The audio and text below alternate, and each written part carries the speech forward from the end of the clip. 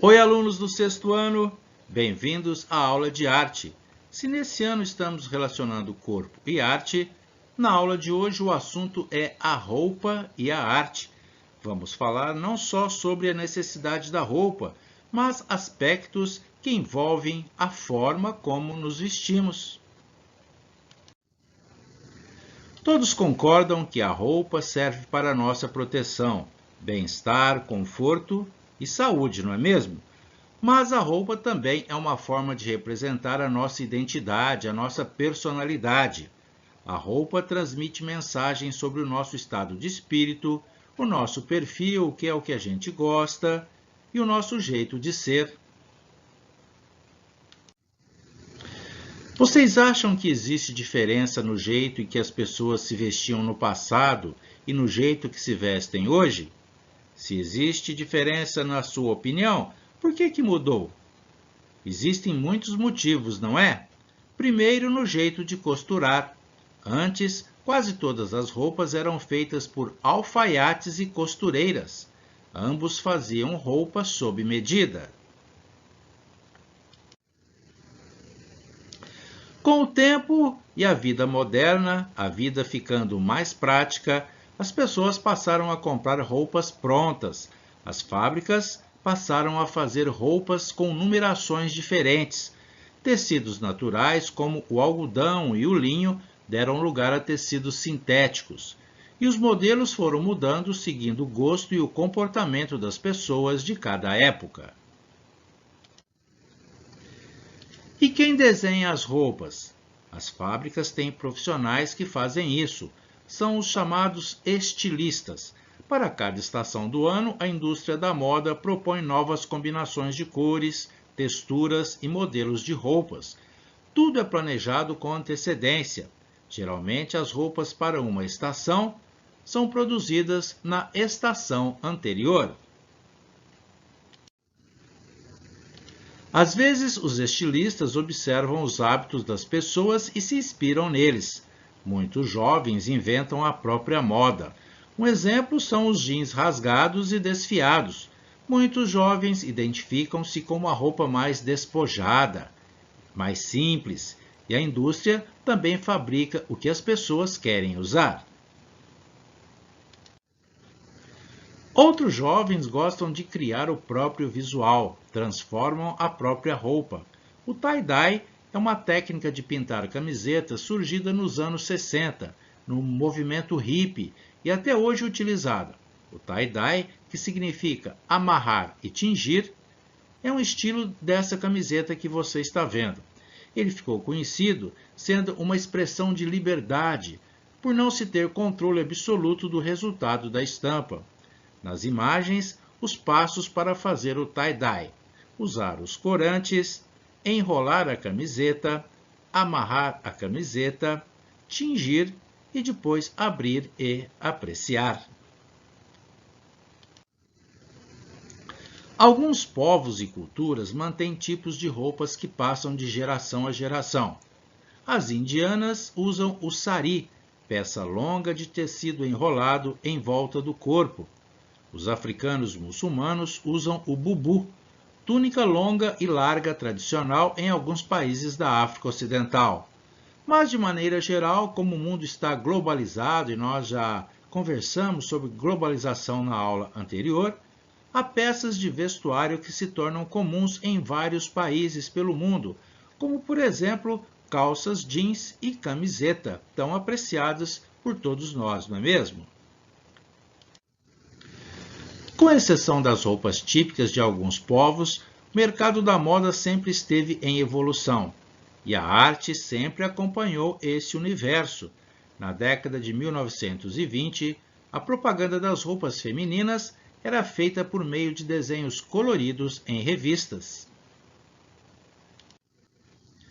Naquela época, embora as revistas fossem impressas em cores, ainda não existia fotografia colorida. As fotografias eram em preto e branco, borradas. Por isso destacou-se o trabalho do desenhista J. Carlos, que nasceu no Rio de Janeiro em 1884 e morreu em 1950. Ele desenhava para revistas, livros e cartazes. criava ilustrações em que eram mostrados os vestidos nas capas das revistas. A revista Para Todos daquela época, destinada para o público jovem e feminino, apresentou a arte de J. Carlos no período de 1922 a 1931. Era grande na sociedade o impacto das ilustrações expressivas de J. Carlos. Pode-se dizer que ele desenhava os modelos que as mulheres da época corriam para copiar. J. Carlos, com seus desenhos, influenciou os costumes e a moda brasileira daquele período. Moda, nós sabemos que é a criação de tendências para a indústria do vestuário, a fábrica da moda. Moda é diferente de indumentária. E o que é indumentária, professor? Indumentária é a arte relacionada ao vestuário nas diferentes épocas e sociedades. Podemos dizer que os cangaceiros criaram uma indumentária nordestina bem típica no início do século XX. E quem eram os cangaceiros, professor? Bem, cangaceiros eram bandos de homens armados que percorriam o sertão nordestino, não respeitando as leis e saqueando vilarejos e fazendas. O principal líder dos cangaceiros era Virgulino Ferreira da Silva, que nasceu em 1808 e morreu em 1938. Era conhecido como Lampião e sua companheira era chamada de Maria Bonita. Os próprios cangaceiros costuravam suas roupas, mas como eram vaidosos mesmo vivendo no sertão, eles também bordavam e aplicavam recortes de couro, moedas e outros adereços para deixar as roupas bem enfeitadas. Além de decorar as roupas, os cangaceiros usavam lenços coloridos e anéis. Em 1936, Lampião foi filmado usando uma máquina de costura para colocar apliques em suas roupas. Você acha que mesmo pessoas rudes como os cangaceiros sentiam a necessidade de arte? Homens e mulheres têm o mesmo potencial para costurar e bordar? Pelo jeito, Lampião também gostava de costurar e de bordar, como você vê por essa foto autêntica daquela época. Na atualidade, o couro também é a matéria-prima utilizada por um estilista barretense conhecido em todo o Brasil. Estamos falando de Marcelo Ortali. Marcelo Ortali nasceu em 1968 e começou a desenhar aos 9 anos de idade. Aos 16 anos de idade, começou a criar trajes no estilo country. Trabalhou como estilista de moda, mas especializou-se na criação dos trajes de candidatas à rainha da Festa do Peão de Barretos desde o ano de 1984.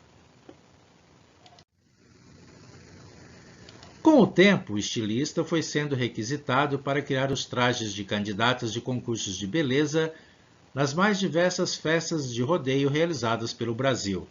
Marcelo mantém o seu ateliê, que é um estúdio de criação e costura na cidade de Barretos. O estilista é um pesquisador nesse segmento e está sempre inovando nos materiais que compõem, juntamente com o couro, os seus trajes. Você já viu de perto algum traje criado por Marcelo Ortali? Você já acompanhou alguns desses concursos de beleza? Esses trajes representam bem o mundo do rodeio, na sua opinião? Nos anos de 1970, muitos estilistas dedicaram-se a um segmento chamado alta costura. Alta costura refere-se à criação de roupas criadas com exclusividade e feitas sob medida, e utilizando tecidos de qualidade, às vezes importados, pedrarias e bordados. Geralmente eram roupas feitas para pessoas com alto poder aquisitivo. Nessa época, 2 estilistas conquistaram fama no mundo da alta costura. Eram eles Clodovil Hernandes e Denner Pamplona de Abreu. Ter uma roupa criada por esses 2 estilistas era símbolo de status. E o que é status, professor? Bom, ter status significa ter posição privilegiada dentro de uma sociedade. Mas vamos falar aqui de uma estilista chamada Zuzu Angel. Zuleika Angel Jones nasceu em 1921 em Minas Gerais e morreu em 1976. Zuzu Angel casou-se com um canadense e morou em Salvador, na Bahia, por um tempo. Como estilista, criou coleções inspiradas nas técnicas e nas estampas que destacavam a cultura popular brasileira. Em uma coleção chamada Candomblé, a estilista usou turbantes, rendas e objetos de prata que representam símbolos da religião afro-brasileira. O exemplo é essa imagem do meio. Em outras coleções, utilizou rendas do Nordeste e aplicou bordados de papagaios, borboletas e outros animais brasileiros. Até os trajes de cangaceiros inspiraram Zuzu Angel, você não acha? No Rio de Janeiro, Zuzu Angel passou a desenhar roupas para a alta sociedade e para artistas estrangeiros, ganhando fama internacional. Pois bem, a vida de Zuzu Angel sofreu grande impacto quando, em 1971, o filho dela, de 26 anos, desapareceu durante o período do governo militar. Devido a esse drama, ela passou a se vestir de preto em sinal de luto e criou roupas com estampas de protesto bordadas. Zuzu Angel morreu em um misterioso acidente de carro. Gostaram da aula de hoje? Você também já pensou em seguir carreira de moda no futuro? Já pensou em criar a sua própria roupa? Já pensou em customizar alguma peça, acrescentando um aplique ou um bordado? Tirando uma parte, acrescentando outra? Pois saiba que tudo isso é arte, e trabalhar com arte nos faz muito bem. Nossa atividade de hoje é criar a estampa de uma camiseta que você gostaria de usar. Na verdade, nós vamos fazer um desenho no papel da estampa dessa camiseta. Depois, se você quiser utilizar em uma camiseta de verdade, fique à vontade. Pois bem, o que estamos pedindo agora é que você faça um desenho na camiseta, colorindo com lápis de cor, tinta, guache, canetinha hidrográfica ou glitter, o que você tiver em casa. Pode também fazer uma colagem recortando fotos de revista, mas nesse caso deve misturar imagens para criar um visual diferente do da revista. Isso tudo, como eu já disse, nós vamos fazer no papel, não diretamente na camiseta. Use como modelo a imagem das camisetas acima, que você pode copiar em uma folha sulfite. O passo a passo e o modelo da camiseta será apresentada na atividade postada no grupo. Procure colocar na camiseta algo de que você goste, que tenha a ver com você. Isso significa identidade e dar sentido ao trabalho. Depois fotografe a sua arte e envie para avaliação. Bom desenho e até a próxima semana!